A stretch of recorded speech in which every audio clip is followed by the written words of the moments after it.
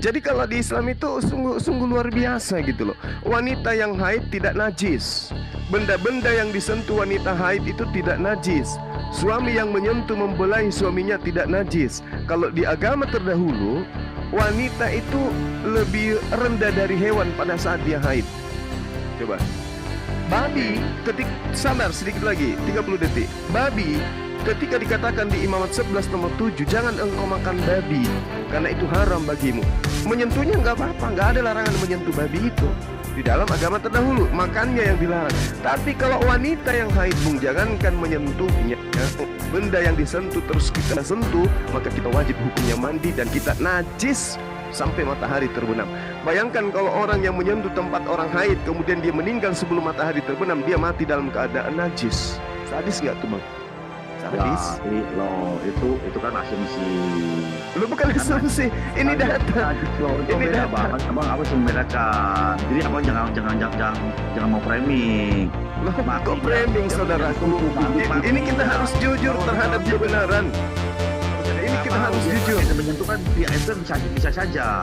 Kan begitu. Bayangkan, Bang, ya, bayangkan. Saya bacakan sedikit lagi, 30 detik sebelum Anda bicara sepuasnya. Terakhir dari saya, terakhir. Anda lihat di dalam Imamat 15 nomor 28 itu, bukan hanya sekedar itu, Bang. Wanita yang sudah haid hari ini, dia harus menunggu 7 hari kemudian untuk bisa dikatakan lahir. Dari Al-Quran Anda, jangan masih diaktifkan juga. Ayo mengatakan kan gitu ya, nggak boleh ya. Saya kan tanya di Al-Quran, kenapa Anda menjawab dari Alkitab? Supaya Anda tercerahkan gitu loh. Kan tujuan Anda bertanya ini saya tahu. Tujuan Anda bertanya saya tahu.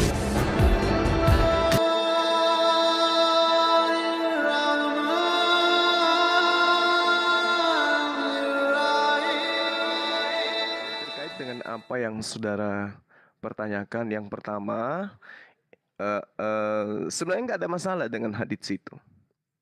Hanya terjemahannya saja yang kemudian harus dipahami dengan baik.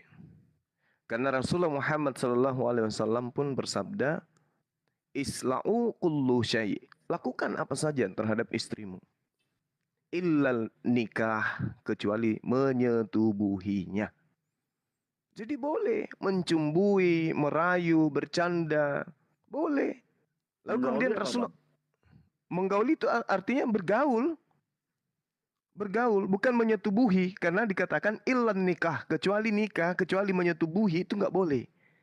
Tapi kalau bergaul dengan istri nggak apa-apa, bercumbu, membuat beliau tertawa nggak apa-apa. Rasulullah Muhammad SAW menerangkan ya di dalam sebuah hadits yang diriwayatkan oleh Bukhari dari Abdullah bin Shaddad, ia mengatakan, aku mendengar Maimunah radhiyallahu anha berkata, jikalau Rasulullah SAW ingin mencumbui seseorang dari istrinya, maka beliau memerintahkan agar memakai kain ketika sedang haid. Nah, ada batasannya, makanya Rasulullah mengatakan, ma fawqul izar, apa yang berada di atas kain sarung itulah yang bisa kamu sentuh.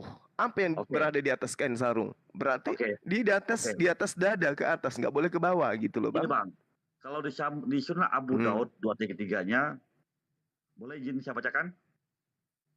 Silakan. Oke. Saya langsung telah menceritakan Abu Daud berapa? Abu Daud berapa, Bang? Sunnah Abu Daud berapa? 233. Ya, 233. Saya cari kitabnya dulu ya. Oke. Saya ada kitab hadits, Bang. Oke, silakan, Bang. Ya, silakan sambil saya ini. Oke, telah menceritakan kepada kami, ya, saya langsung aja deh sampai ke ini ya. Mantan saya Maimunah dari Maimunah, bahwasannya Rasulullah SAW bercumbu dengan salah satu istri beliau ketika dalam keadaan haid, apabila dia atau istri beliau memakai kain sarung sampai bagian pertengahan paha atau lututnya yang dia gunakan untuk penghalang. Sampai pertengahan paha, Bang, atau lututnya. Itu jelas. Terus masalahnya di bawah tidak, karena apabila tadi katakan memakai kain sarung. Tapi di situ dikatakan pertengahan paha atau lututnya. Berarti Maaf ya, bawah. maaf ya. Itu kan ke Ke bawah. bawah, Bang. Dari lutut ke atas tidak. Iya, betul. Tolong taping yang Enggak. di bawah jangan Ya. provokasi ya. Jadi yang berarti yang dari lutut sampai ke atas tidak terbuka, itu kan terbuka. Nah, sedangkan di surah Al-Baqarah sudah jelas banget dikatakan kalau itu adalah sesuatu yang kotor. Jauhilah istri pada waktu haid dan jangan kamu dekati sebelum mereka suci. Nah, pertanyaan saya, kenapa di sini diperbolehkan gitu loh? Iya, mencumbui, Bang. Mencumbui artinya itu merayu gitu, memanja-manjakan istri. Itu boleh. Tetapi Rasulullah Muhammad SAW melarang untuk menyetubuhi. Nggak bisa. Coba saya Itu jelas mau sebenarnya Abang Bang Juma sambil jelasin, saya akan coba Iya. mencari di KBBI apa arti menggauli ya. Sebentar ya. Abang silakan. Iya, silakan. Bang. Lanjut. Silakan. Jadi kalau kami di Islam itu udah jelas, karena panduan Al-Qur'annya itu kan sudah melarang keras. Nggak boleh kemudian wanita yang haid itu disetubuhi. Itu haram hukumnya. Jadi ketika memahami tentang hadits ini, ya kita harus convert terhadap hadits-hadits yang lain. Isla'u kullu syai'il nikah. Lakukan apa saja terhadap istrimu yang sedang haid. Kecuali bersetubuh, itu nggak boleh. Nggak boleh kita bersetubuh dengan istri yang sedang haid. Tapi itu kemudian boleh mencumbui, merayu, mengajak bercanda, tidak menjauhkan diri terhadap istri pada saat beliau haid. Nah, Oke, Bang. kenapa?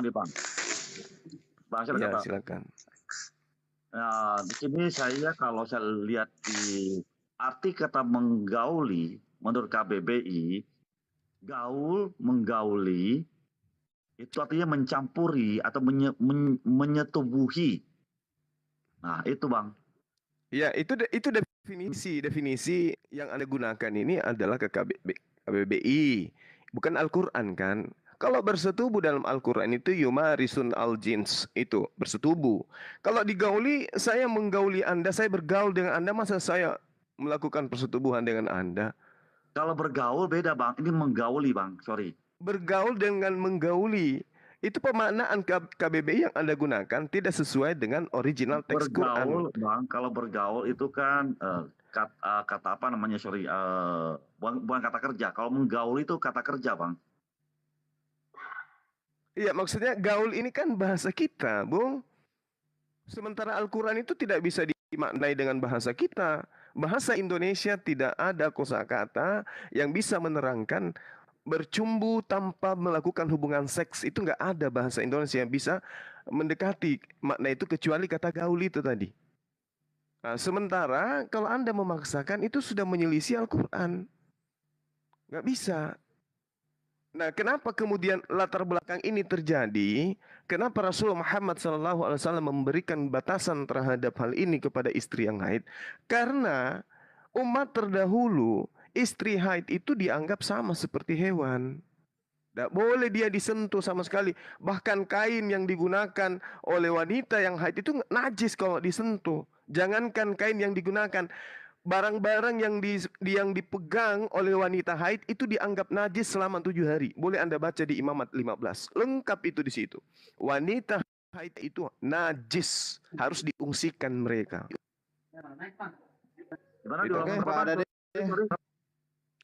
Di Imamat 15, Bang. Apabila seorang perempuan mengeluarkan lelehan itu adalah darah dari auratnya, ia harus 7 hari lamanya dalam cemar kainnya.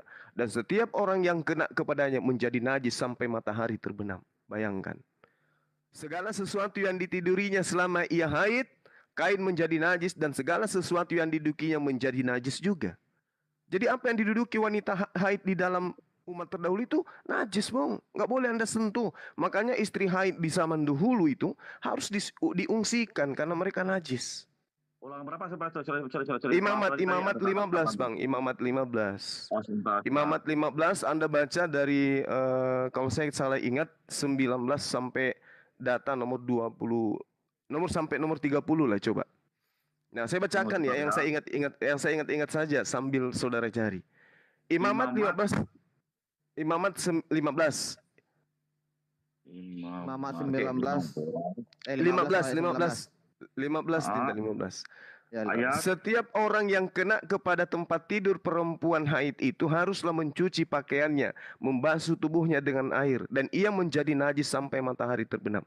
Setiap orang yang kena kepada tempat tidur perempuan haid, bayangkan itu.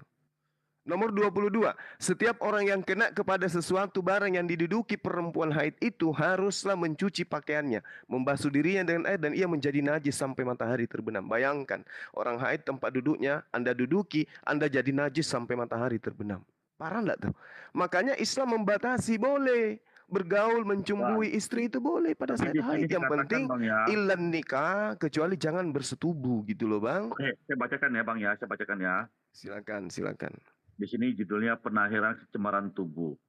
Di dalam Imamat 15 ayat 1 saya bacakan ya. Dan berfirmanlah Yahweh kepada Musa dan kepada Harun dengan mengatakan, berbicaralah kepada Bani Israel dan kamu harus mengatakan kepada mereka, ketika salah seorang pria ada yang melelehkan cairan dari auratnya, lelehannya itu adalah najis. Pria nih Bang. Oh, saya baca. Iya, itu cuma itu orang laki-laki yang keluar sperma itu maksudnya. Mereka harus mandi junub. Makanya kami di Islam itu mandi junub kalau sudah Ya, keluar tapi lelehan. ya di sini laki-laki Bang, bukan perempuan Bang. Coba nomor 19-nya Bang sampai nomor 30 untuk membahas perempuan haid. Itu untuk laki-laki yang junub. Makanya kami itu enggak boleh ibadah kalau dalam keadaan junub, harus mandi. Silakan nomor 19. Dan ketika ada seorang wanita yang melelehkan cairan lelehan dalam auratnya itu adalah darah, maka 7 hari lamanya dia berada di dalam masa haid. Oke, kita baca masa haid. Dan setiap orang yang bersentuhan dengannya, dia menjadi najis sampai petang. Nah, ini di sini jelas dikatakan bersentuhan pun dia sudah najis sampai petang. Tapi makanya di Al-Quran jelas mengatakan itu tidak boleh dan jauhilah. Tapi kenapa justru boleh mencumbui? Iya, di Islam itu indahnya gitu, Mbak. Kita tidak menganggap najis wanita yang haid. Nah, sekarang di kitab yang lain, jangankan wanitanya, tempat duduknya, bekas dia duduk saja. Kalau kita sentuh, kita najis sampai petang hari. Dan kita harus mandi. Jadi menurut Bang Juma tuh indah ya? Oh iya Bang, jangan dianggap wanita itu. Coba Anda baca dari nomor 19 sampai nomor 30 Bang. Bang, gini Bang. Kenapa kan maaf nih, istri beliau kan banyak Bang. Kenapa mesti memilih yang haid gitu loh? Loh, kan tidak melakukan persetubuhan. Emang ya, kan dikatakan? Iya betul. Kenapa nggak cari yang sedang tidak haid? Untuk melakukan bercumbu gitu loh. Bung, wanita ketika dia haid itu tingkat stresnya itu tinggi. Emosinya tinggi. Dengan adanya sentuhan belayan sang suami, istri bisa tenang. Lah ini di kitabnya orang Yahudi, jangankan menyentuhnya, benda yang disentuh oleh jangan ditutupi Bang. Sesuatu yang tidak rasional jangan ditutupi. Kita harus jujur di sini. Ya, makanya saya kan ditanya di sini, saya kan yang ditanya, jadi saya menjelaskan. Ya, gantian dulu. Sabar aja Pak, udah deh. Iya. Jadi kalau di Islam itu sungguh luar biasa gitu loh. Wanita yang haid tidak najis. Benda-benda yang disentuh wanita haid itu tidak najis. Suami yang menyentuh membelai suaminya tidak najis. Kalau di agama terdahulu, wanita itu lebih rendah dari hewan pada saat dia haid. Coba. Babi, sabar sedikit lagi, 30 detik. Babi, ketika dikatakan di Imamat 11 nomor 7, jangan engkau makan babi, karena itu haram bagimu. Menyentuhnya enggak apa-apa, enggak ada larangan menyentuh babi itu. Di dalam agama terdahulu, makannya yang dilarang. Tapi kalau wanita yang haid, Bung, jangankan menyentuhnya, benda yang disentuh terus kita sentuh, maka kita wajib hukumnya mandi dan kita najis sampai matahari terbenam. Bayangkan kalau orang yang menyentuh tempat orang haid, kemudian dia meninggal sebelum matahari terbenam, dia mati dalam keadaan najis. Sadis nggak tuh Bang? Sadis. loh itu kan asumsi. Lu bukan Kan asumsi, ini data. najis loh itu Ini beda data. bang. Abang apa sih membedakan? Jadi abang jangan mau framing. Loh, kok framing saudaraku? Ini kita harus jujur terhadap kebenaran. Kalau bisa dia Ini nggak kita tahu, harus dia jujur. terakhir menyentuh kan, ya, itu kan bisa saja, kan begitu. Bayangkan Jadi, Bang ya, saya bayangkan. bacakan, Sedikit lagi, 30 detik sebelum Anda bicara sepuasnya. Gantian dong Bang. Terakhir dari saya, terakhir. Anda lihat di dalam Imamat 15 nomor 28 itu, bukan hanya sekedar itu Bang. Wanita yang sudah haid hari ini, dia harus menunggu 7 hari kemudian untuk bisa dikatakan lahir. Dari Al-Quran Anda, jangan baca dari Alkitab kami juga. Ayo Alkitab kami oh terus. Gitu ya, nggak boleh Iya ya? dong. Saya kan tanya di Al-Quran, kenapa Anda menjawab dari Alkitab? Lucu. Supaya Anda tercerahkan gitu loh. Kan tujuan Anda bertanya ini, Anda bertanya ini saya tahu. Tujuan Anda bertanya saya tahu. Oh nggak apa-apa. Saya harus bertanya, karena menurut saya itu aneh. Nah, di sini sudah jelas. Kok aneh? Tadi yang perempuan dianggap najis itu nggak aneh. Bang, gantian saya bicara. Gantian. Inilah hebatnya teman kita kasih wawancara. 22 ya di Al-Baqarah 222 jelas dikatakan itu, dan mereka menanyakan kepadamu Muhammad tentang haid. Katakanlah itu adalah sesuatu yang kotor atau najis, apa bedanya? Karena itu jauhilah istri pada waktu haid dan jangan kamu dekati.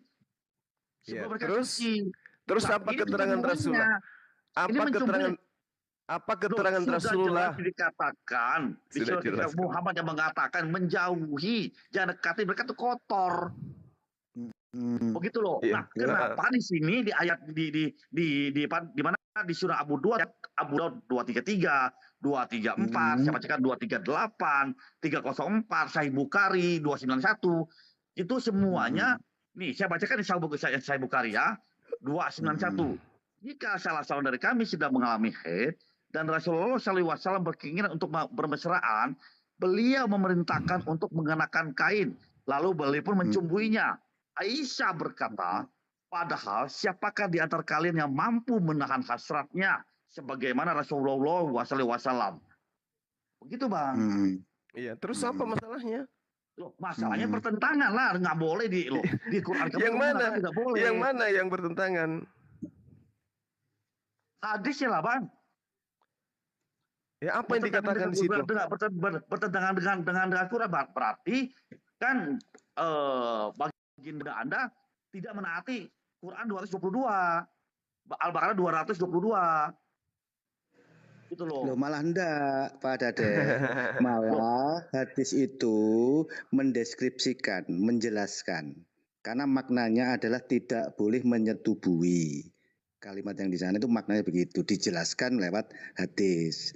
Sebagai pengetahuan saja Pak Dade, untuk tafsir Al-Quran itu luas Pak. Jadi Al-Baqarah 222 ini menjelaskannya itu luas. Jadi tidak cukup dengan teks itu saja dibaca, diterjemahkan seperti itu saja, tidak bisa Pak Dade.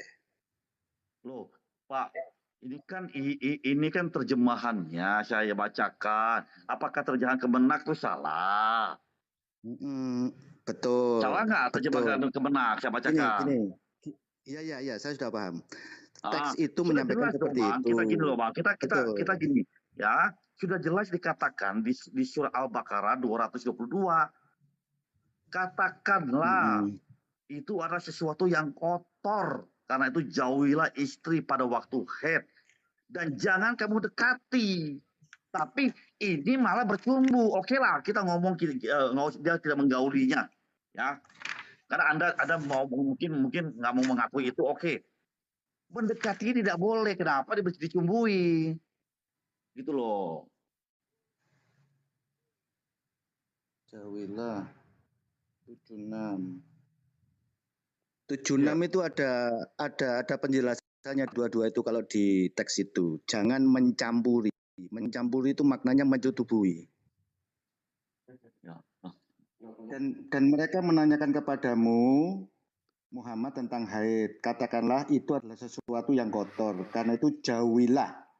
Maknanya itu jangan bercampur dengan istri pada waktu haid. Nah, bercampur itu maknanya menyetubui, Pak. Tuh, Kan tadi menggauli, abang bilang bukan menggauli tadi, bukan menyetubuhi.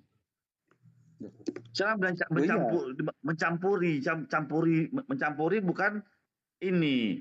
Apa namanya? Oke, berarti ini mencampuri masalahnya di bagian bahasa ya, guys. Berarti yang dipermasalahkan sekarang bagian bahasa ya. Enggak, tetap Bagian saya dulu, terjemahan ya. Bang Ken, tetap saya begini. Saya itu bingung di Quran. Tapi saya juga lebih sudah bingung ada. lihat kalian ini berdiskusi. Satu menjelaskan, tapi yang satu maksa. Kayak mana nih? Lah ya Saya gini sih gini nggak Pak maksa, Dade. Bang. Makanya saya Pak nggak Dade maksa. kan bingung nih. Ya, Pak Dade bingung. Artinya tentang konteks ini saya lebih sering mendengarkan dari ustadz, dari ulama, dari pengajian. Itu maknanya seperti itu. Saya sendiri tidak pernah membaca tafsirnya. Saya percaya sama ulama yang membaca tafsir itu. Nah, tafsirnya makna dari mendekati itu adalah mensetubuhi. Sementara yang di hadis tadi itu adalah mencumbui dan tidak ada intercourse. Intercourse itu penetrasi. Tidak ada intercourse. Oke, Ya, mungkin nggak kita boleh bisa intercourse. maju ke depan lagi ya diskusinya. Kan ini bolak-balik nih. Silakan Pak Bangkit Ken. itu kalau sebentar. Bangkit kalau ada yang naik aku turun aja ya. Oh iya iya. Saya nggak mau bahasa Pak Ken. Saya orang nggak mau lari kemana-mana. Saya mau bahas satu udah. Saya udahan. Saya nggak mau lagi gitu loh. Ya intinya begitu orangnya. gimana ya? Terkadang kita pun kalau memaksakan yang apa kita inginkan bisa juga sih. Yang penting kalian Jadi udah gini, memberikan data, Saya nggak menyampaikan data, memaksakan, udah Bang. selesai. Bang Ken, sorry, saya tidak memaksakan. Saya cuma bilang, saya membaca dari teks terjemahan itu di situ ditulis tidak boleh, jauhi, itu ada yang kotor. Tapi di hadis dikatakan mencumbui, kan kotor ya nggak boleh mencumbui, dan dekat pun nggak boleh gitu loh. Apalagi mencumbui kan begitu. Ya, Udah, oke tapi kan lah, masuk, kalau kalian tidak- masuk ke topik kalau memang pembahasan gini, bahasa. Ya, kalau Betul. memang redaksi, kalau kata menggaulinya memang tidak mau diakui, ya sudah. Karena saya baca dari menggauli itu artinya adalah melakukan hubungan gitu loh. Ya udah. Tapi Gitu aja, kalau Bang. udah saya Udah, tapi kalau gini memang- tapi saya Ya udah, saya terima aja lah. bentar Gitu Pak aja, Dade, Bang. tapi ketika Pak Dade tadi membacakan yang Al-Baqarah 22 itu kan itu udah jelas loh sebenarnya ya kalau kita berbicara tapi mengenai tafsir nih ya yang dari Kemenak ya.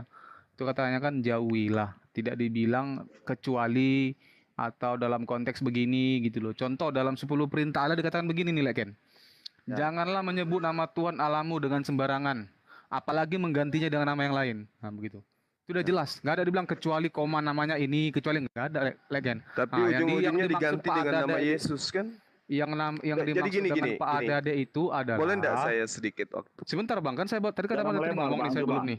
Jangan melebar ya. Ya, Jangan saya kan melebar. belum Tidak ngomong, boleh Bang. mengganti nama Nggak Tuhan usah tapi melebar. ganti Yesus boleh kan?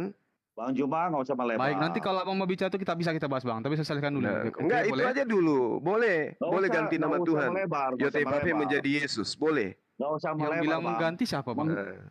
Lah, itu sekarang ganti nama Yesus.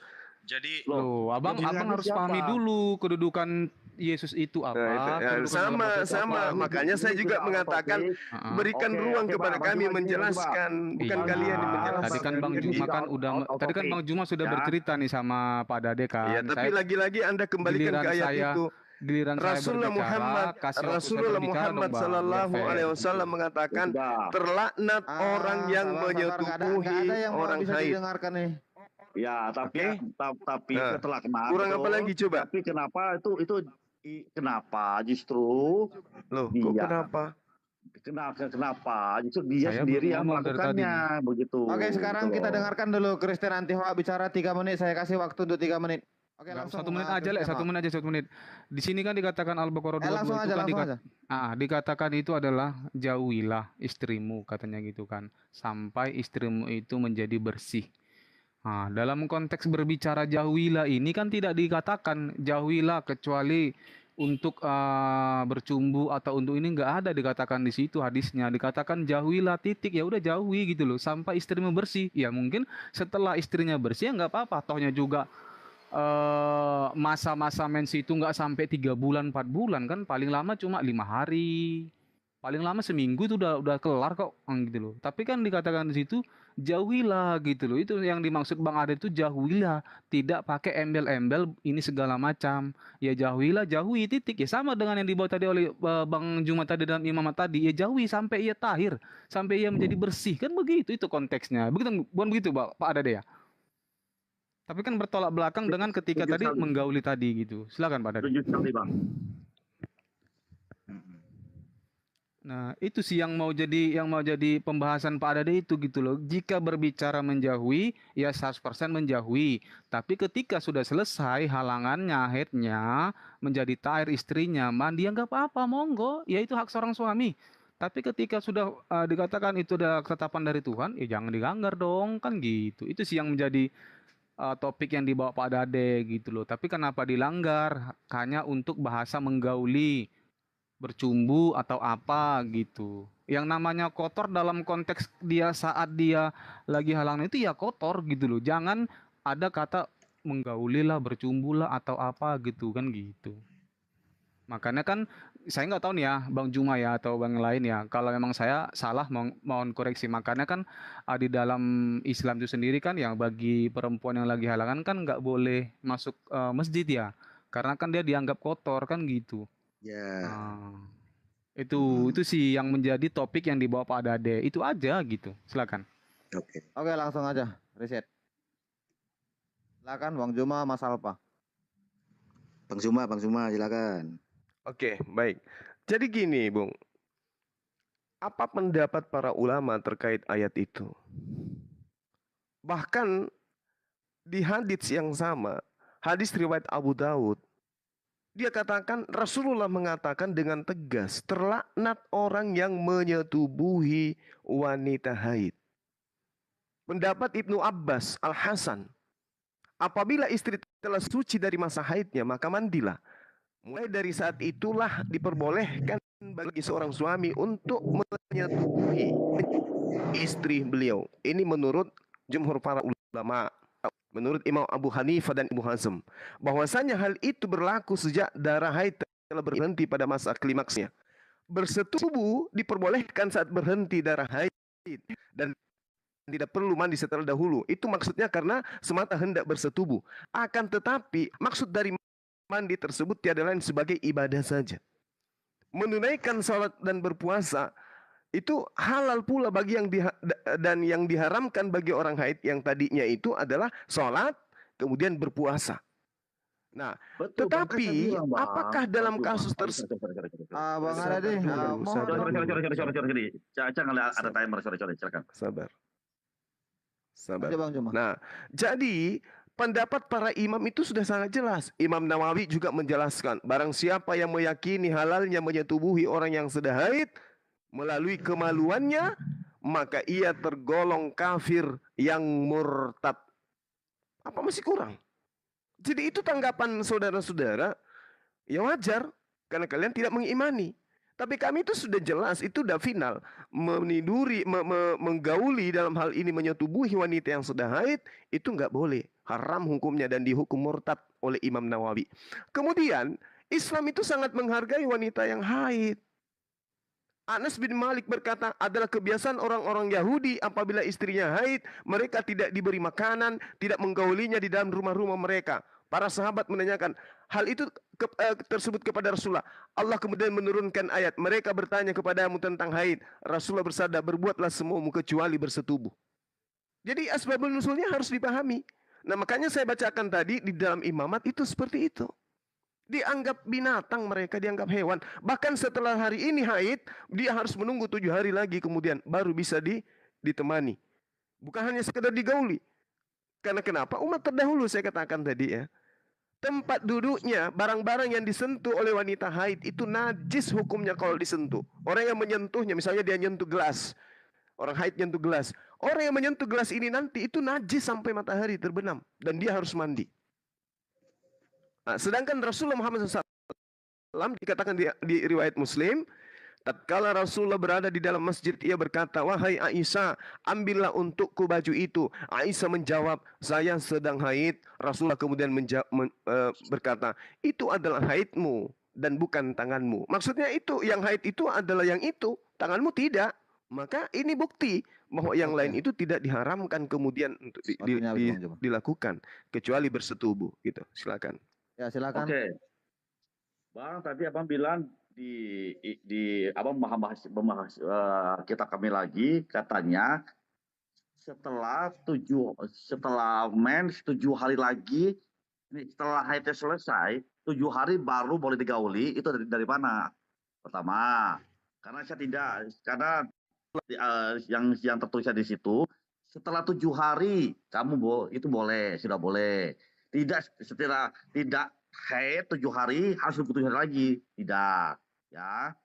Terus tadi yang saya tekankan adalah tadi abang bilang kalau sudah selesai haid boleh, ya pasti boleh lah bang, pasti boleh digauli kalau setelah haid memang sudah bersih, itu boleh itu. Nah bang siapa bang Kristen lanjutkan bang, saya cukup bang, itu aja.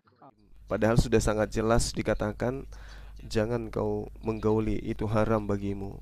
Tapi mereka tetap kekeh, ya kan? Padahal Rasulullah Muhammad SAW sudah mengatakan bahwasanya kullu syai', semua boleh, illa nikah, kecuali menyetubuhi. Nah, sementara di dalam kitabnya mereka sangat jelas dikatakan bahwasanya tidak boleh bersentuhan, bahkan benda yang disentuh oleh wanita haid itu najis hukumnya. Lalu ada tadi bertanya lagi, apakah ada di dalam kitabnya orang Yahudi bahwasanya orang haid itu masih menunggu 7 hari? Ada, dia katakan tidak ada. Ada di data nomor 28 dari Imamat 15 itu sudah sangat jelas. Tetapi jikalau perempuan itu sudah tahir dari lelehannya, nah coba, apabila dia sudah bersih dari haidnya, ia harus menghitung 7 hari lagi. Sesudah itu barulah ia menjadi bersih, benar-benar bersih. Masya Allah, luar biasa ini dalil.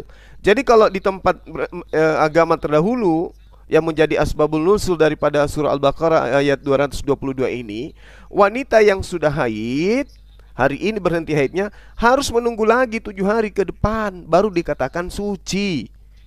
Parah itu kan? Masya Allah, subhanallah. Saya tutup, subhanakallahumma wa bihamdi, asyhadu alla ilaha illa anta, astaghfiruka wa atubu ilaihi. Salam tauhid, salam satu Tuhan, Allahu Akbar. Assalamualaikum warahmatullahi wabarakatuh.